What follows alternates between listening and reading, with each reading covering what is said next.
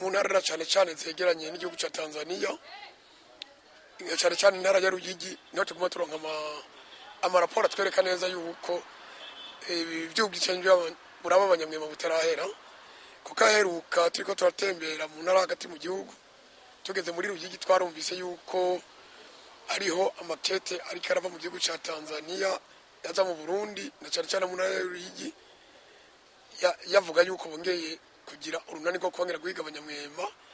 Ni ukuvuga icyo cegeranyo twakironse kuri iyo ndwiheze dukubitiye hagati mu gihugu, ngo navyo bikaba byatanguye igerekerezo rya 20 ukwezi k'umunani umwaka wa 2014.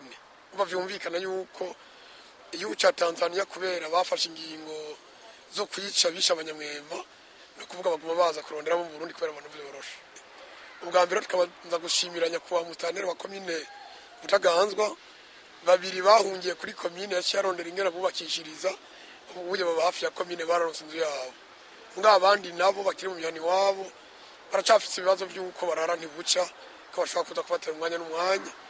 Ariyo n'ubundi mwigeme riheruka gushira Igitega, kubera bari ko baramwiruka kasavye indaro bamubwira ati nuve ngano dukwegere.